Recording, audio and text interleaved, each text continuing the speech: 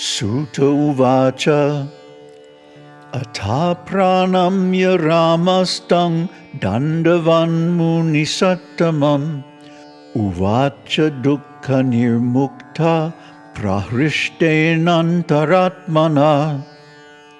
Sūta said, Then Rama, having prostrated flat like a stick before the greatest among the sages and relieved from sorrow, spoke with his heart full of joy.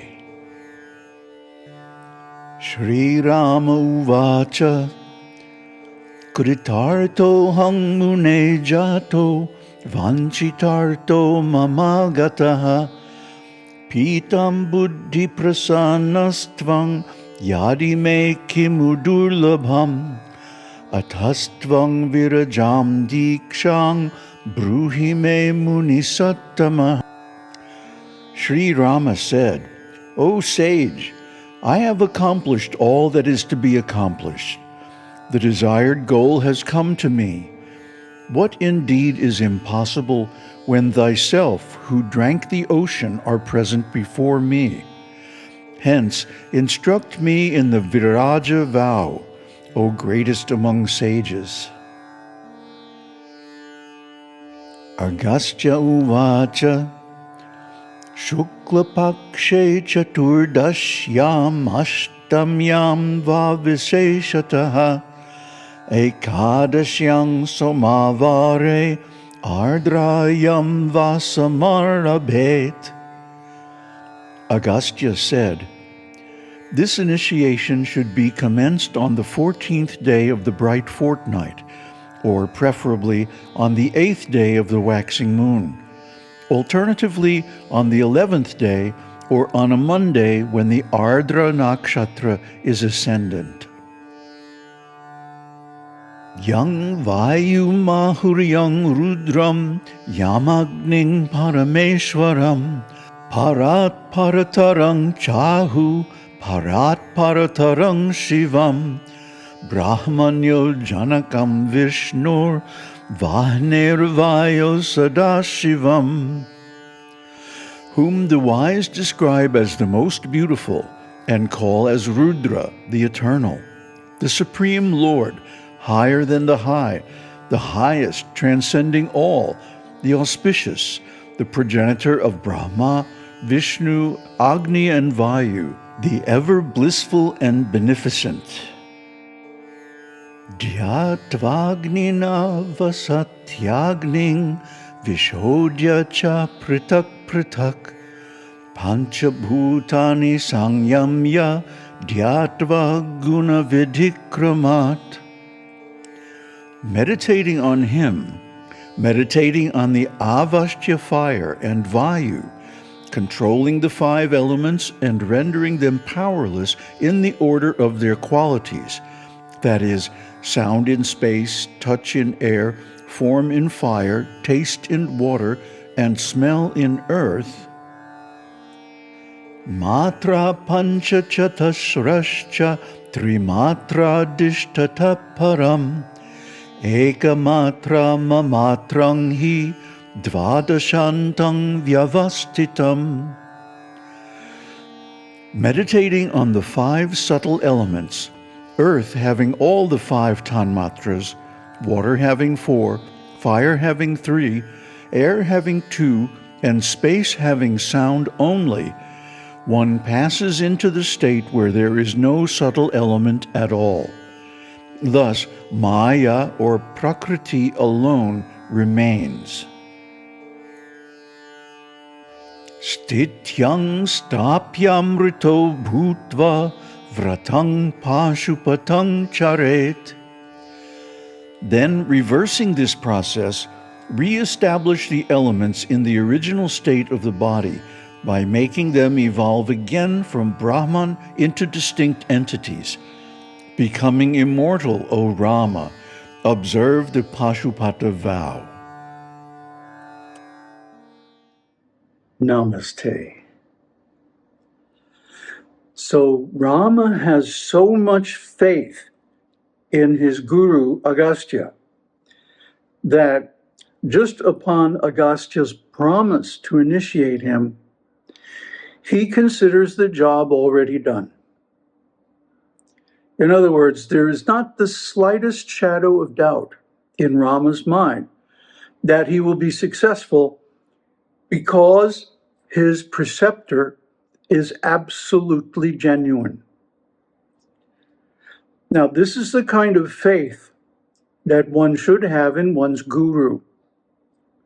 Unfortunately, today, people who put themselves out as gurus are actually administrators of large organizations. And because of that, they spend more time on business than on spiritual life, even their own sadhana. So there really can't be any claim to self-realization or anything like that. Maybe they're good speakers, but they're not living the life. They are not in the state of being that a real guru should be in. Agastya, however, has impeccable credentials. He's one of the original 7 sages of the universe, born from the mind of Lord Brahmā. So, I mean, if he's not genuine, who is? So Rama takes that as evidence that he is going to be successful without any doubt. Now, the next point is, the way this scripture is written, it is not clear whether it is a legend, a story, or an actual historical account. Now, it is true that there is a land bridge constructed between India and Sri Lanka. We can see it even today, flying over the area. I see it every time I go to India and back. But how it was made and who made it, we have no idea. It is certainly very ancient, and it is also extremely well built. It has survived the wind and rain and ocean storms for thousands, if not millions of years. So there is some likelihood that this is historical. But the name Rama, I mean, just the name of Rama, to hear that name is such a pious activity. At the end of the Viṣṇu Sahasranama, there's this wonderful shloka spoken by Lord Shiva. Śrī Rāma Rāma Rāmeti Rame Rame Manorame Sahasranama Tattulyam Rama Nama Varanane Rama Nama Varanana Om Nama Iti. That this name, Rama, gives me such bliss, such pleasure, that I like to just sit and chant Rama, Rama. The name Rama has such potency that just chanting it one time has enough potency, or more potency actually, than this entire Sahasranama. And chanting it 3 times is just, incredibly transcendental. So, just by hearing the name Rama, it almost doesn't matter. You could put it in any story, and that story would be spiritually powerful. So if it indeed is historical, that's even more powerful. So the next thing is that Agastya describes the initiation, when it should be performed according to astrological calculation, the Tithi and the 11th day of the calendar, the Ekadashi, and so on. And then he goes on to describe the meditation itself. And if you know Sankhya philosophy, the tattvas, the 5 elements, and the sensory equivalents of them, the tanmatras, the sense objects, and so on, they all correlate. And they correlate with the 4 states of consciousness as well. So what he's saying here is that you go through these 4 states of consciousness by eliminating the tanmatras, the perceptions of the subtle elements, earth, water, air, fire, and space. And when you have eliminated them all, then you are on the other shore of the Viraja. Because the Viraja river is the river between life and death. And to attain enlightenment, one must cross this river while still alive and by one's own volition. Not that anyone can row you across. No, you have to go yourself. Yes, a guru can guide you, but you have to do the job. You have to do the work.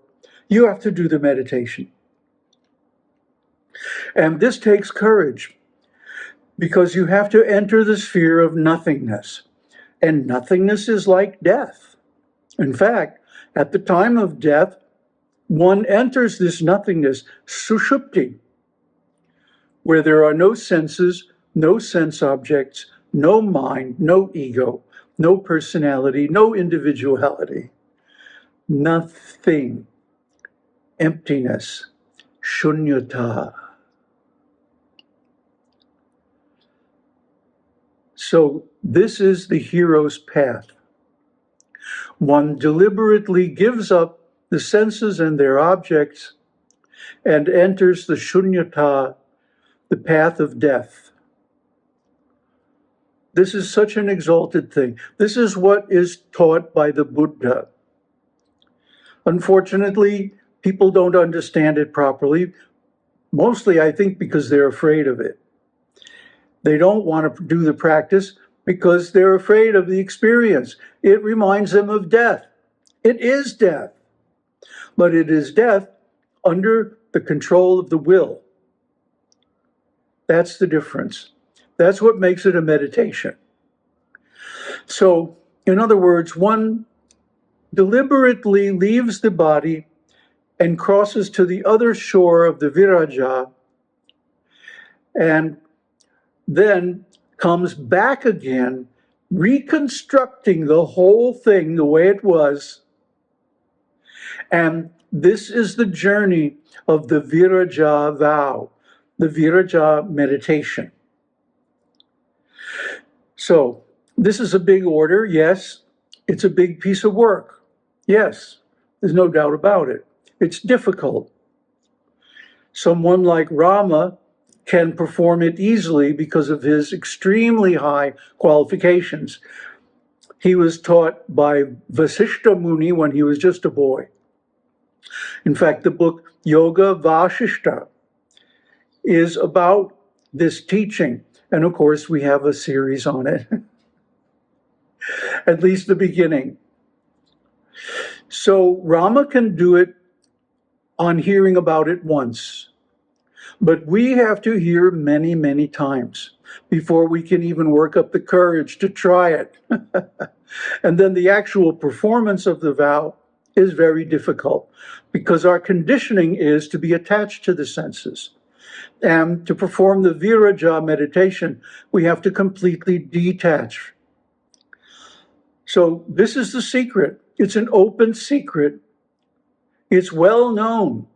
Published in all the Buddhist scriptures, in all the Vedic scriptures, neti, huh? Deny everything, get rid of everything, throw it all, and come to the space of nothingness, emptiness, shunyata, death. This is the Viraja. And this is the process of enlightenment. Om Tat Sat. Om Shakti Om. Om Namah Shivaya.